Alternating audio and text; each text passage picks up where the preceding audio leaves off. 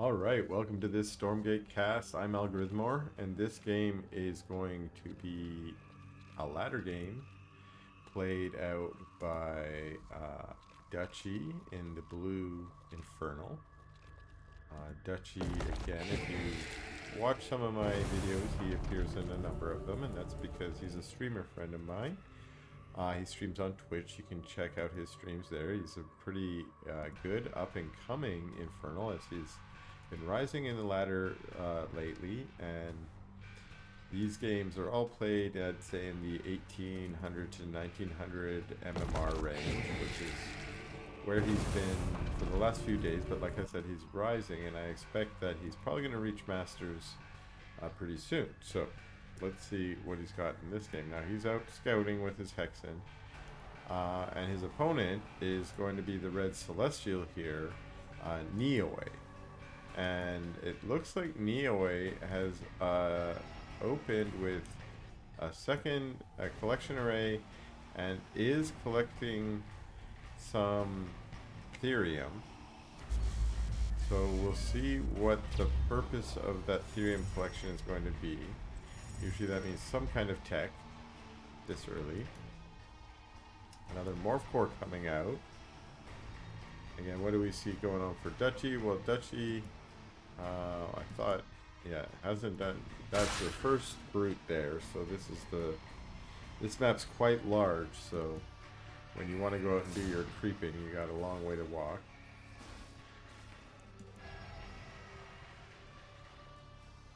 And that vault is forward, and it looks like there's the intention of putting down a shrine there, but this camp is honestly the most annoying camp in the world. I think it's awful.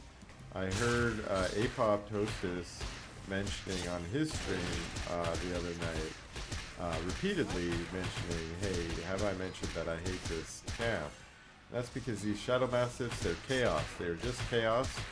They got a pretty nasty little area of effect. You can dodge it.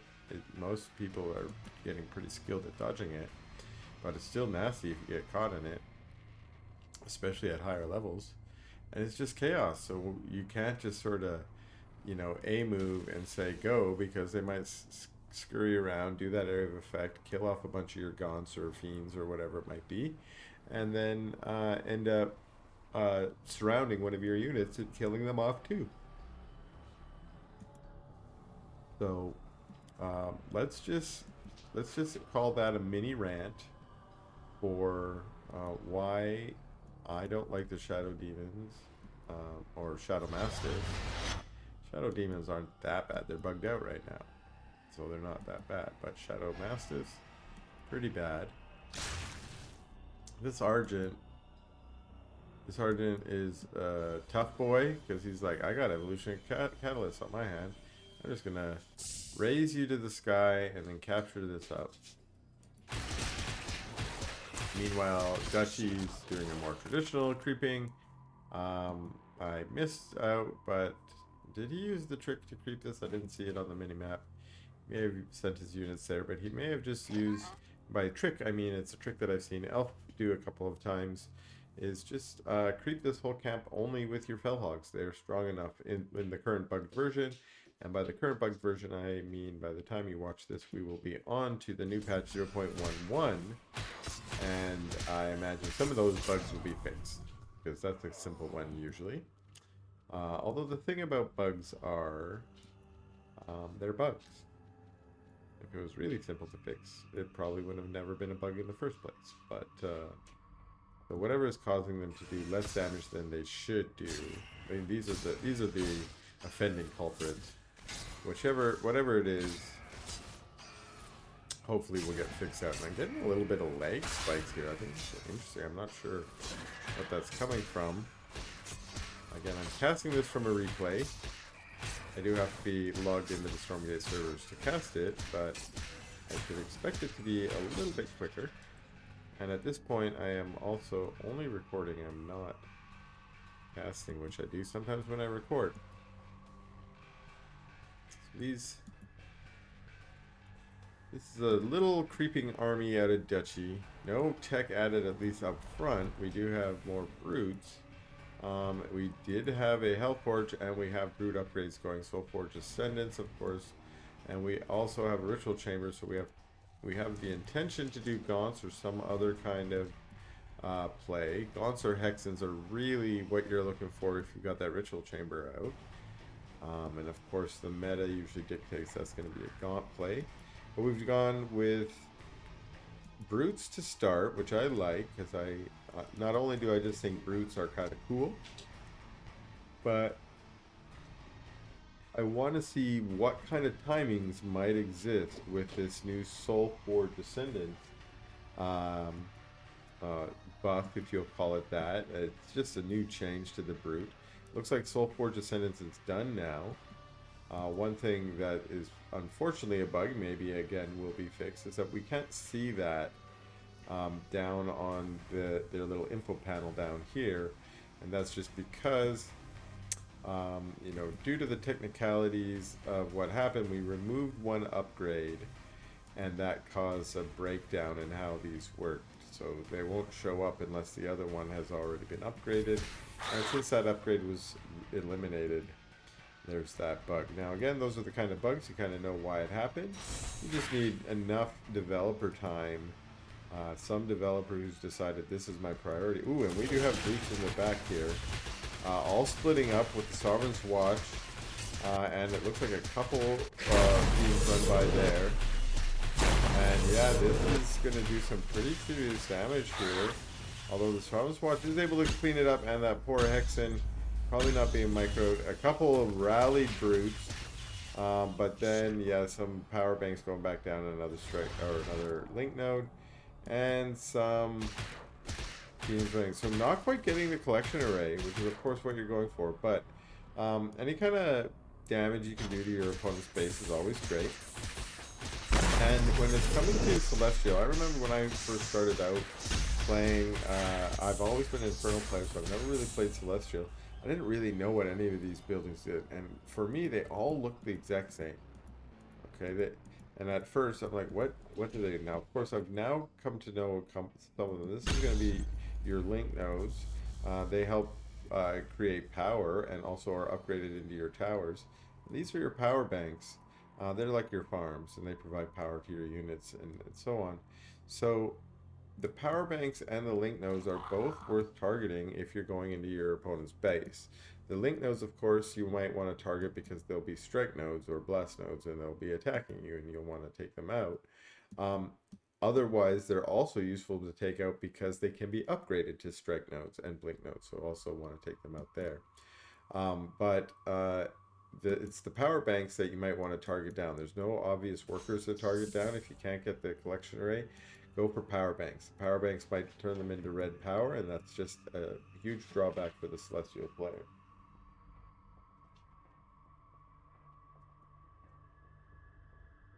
Alright.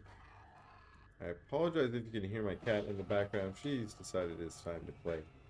But that's fine because I've decided it's time to play as well. It's time to play with Stormgate, and we've got an interesting army now coming out of Neoy. Now, one thing I like about this is the vectors. The vectors is something that players have been experimenting with more right at the end of this most recent patch 0.1.0. And I think in 0.1.1, which will debut tomorrow for me, but in the past for you, I think we're going to see more vector play. And it's because, well, those vectors are a little bit glitchy over there with their pathing. But one of the reasons is, well, let's take a quick look at our vector. Our vector does bonus 6 + 6 to light, so it's basically doing double damage to light. So versus an Infernal, that means you're doing double damage against their fiends, which you're going to always be facing. And you do double damage against Gaunts. Gaunts, of course, being one of the main units that create fiends, at least with their upgrade. Here we have a tank that was created from the Evolutionary Catalyst, and just taking out quite easily by that Gaunt force.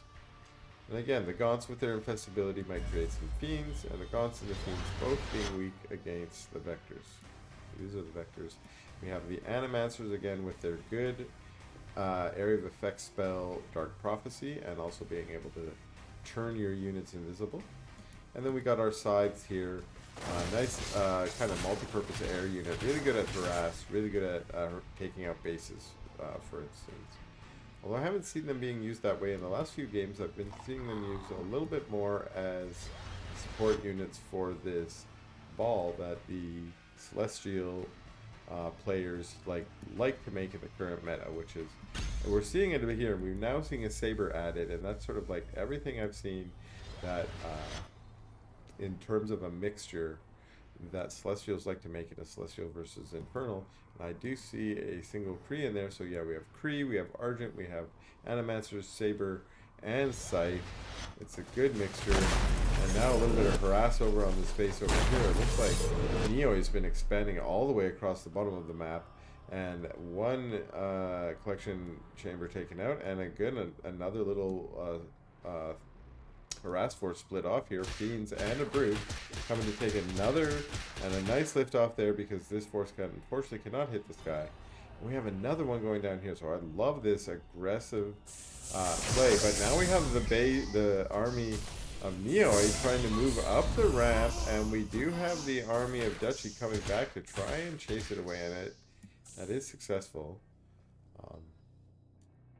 All those units pretty good in a fight versus an army, even though it doesn't look like there's quite as many there right now, and I think that's part of the reason why Neoy has pulled back. But pushing up a ramp into static D like this, that is not, you need more. And the reason is none of these things are particularly good against buildings or structures except for the Saber, which is our siege unit, and the size, as I mentioned. Now the size can jump on top of a Shroud Stone. This many, 5 or 6 size should be able to take out a single Shroud Stone by herself. But wading into, you know, this many with maybe some Shadow Flyers back there or an army nearby, now you don't want to be doing that. Okay, pulling back, the SimCity now causing a problem. Those Fiends getting a nice cutoff and a lash on the Animancers, although Dutchy decides to pull back. The SimCity was working against Neoy there as those units tried to stream into the SimCity very slowly, one at a time. The Fiends, the fast Fiends, were able to cut them off and force a battle there, and I think we saw one Animancer going down, if I saw that correctly. A nice use of a Harbinger, yes. I changed it from Doombringer to Harbinger, and back again, I think. So the Harbinger is the sort of evac unit or transport unit for the Infernals, but it has a cool power of being able to put Shroud down onto the ground. And I like this move by Dutchy to drop a effigy on top of the Shroud created by the Harbinger, and that allows it to be a permanent effigy, much like the ones you place in your base or that we see streaming out of the base here. This is a great way to get some permanent Shroud forward in the map. Okay, now this is great because Shroud, of course, gives you benefits like the Shroud Skin white health and the speed for your Weavers. But it also provides vision from those effigies, and so sort of like creep tumors from the Zerg and StarCraft 2. They're a great way to get vision out of the map. Now we got blast mode engaging against this big force with Gaunts and Weavers. Dark Proxies going down, melting some of those Gaunts, chasing them back. Again, nice SimCity. It was working against Neoy for a moment, but when you got it in action, when you were in the right position where you want to be, in this case behind the power banks, it was working great. So these units for Dutchy retreat back to the Shroud. Again, allowing them to recharge that Shroud Skin. Unfortunately, they aren't able to soak in some healing juices of a healing camp right here. So there are a lot of low units due to the Dark Prophecies. And we had, looks like more units. Oh, we have Spriggans on the map over here, who have been doing a little bit of harass over here. Meanwhile, Dutchy's also trying to expand out onto the map over on the left-hand side. So now we get some static defense being added up to these secret bases over here, just to stop Dutchy from doing those run-bys. And now it looks like, yeah, the sides are going to come in to try and clean up this little force, which, while those fiends running up here now see, hey, there's a blast node, there's some strike nodes up here. But getting a little bit of damage down on those nodes. That's why you want a little bit of the SimCity, is to make it so that it's harder for them to immediately attack. Now this Brigands and these other units just sort of passing by each other in the night, not really seeing each other on the Fog of War. Shadow Flyers going to join the Brigands. That's a real nice air force out of Dutchy. Maybe more than is needed against the size we've seen on the map, but these units can be used to harass as well. And the Shadow Flyers are coming down, and this is what I mean. They can be used to harass by taking out prisms, and also if the array lifts up. Now we've got the army, and we've got the Shadow Flyers on top of those. Wow, so many good hits on the sides. And yeah, the Spriggans need to come back in here and finish off the sides because they're so low. Yes, that's exactly what you need. Now some Dark Prophecies trying to basically to get the same kind of cost-effective trade on the Spriggans that the Shadow Flyers just got on those sides. And now some beautiful Dark Prophecies going down on the Gaunts. And those Gaunts doing what I call the hokey pokey. You do not want to walk around and turn yourself around and then walk back out again. If you do that hokey pokey dance underneath the Dark Prophecy, this is what you can see. A giant splatter of all your blood. Okay, so unfortunate there, or really good AoEs, but now when the Weavers come in, pulling those Animancers who were low on energy and unable to do the Dark Prophecies again, and now we're seeing this force being chased back against this base. At least the Sovereign's Watch is being taken out. Now that Saber gets lashed by one of the Weavers. There's just too many Weavers and Brutes here now. This army's going to go down, and probably so is this base. Reinforcements coming this way, more Brutes and Gaunts. And yeah, this base going down, just far too much here. Those big old tanky Weavers managing to survive there. And up into this base now. Those fiends, the sacrificial fiends, leading the way in, taking those first hits from the blast nodes. And now we're into red power. This is interesting. This must be because there was a double summon of the Sovereign's Watch. I believe that's why we didn't see a power bank go down. Blast nodes and strike nodes going down. Mysterium purifiers going down. Now we're seeing some power banks going down. Back into yellow power, but because the power banks went down, we're back into red. And now the collection array is also gone. So this army managing to take out the, I guess it would be fourth and fifth bases of Neoy. And Neoy's original aggressive expansion approach, which managed Neoy to get a nice economic lead, has now been knocked back down, and it is actually Dutchy who has managed to get the lead. Although a few prisms over here are saying, let's share, let's be friends, we can all mine from the same mine. Why didn't we think of that at the beginning? Oh, we got some Argents and a small strike force fighting out with some Weavers here, and we see like that the static D of Dutchy has become a static O, an offensive attack base, and all these units just walking through the Dark Prophecy saying, I don't mind, it's like a shower, a dark shower, and this looks like it's going to be a GG out of Dutchy. So thanks a lot for tuning in, and stay tuned for more Stormgate content.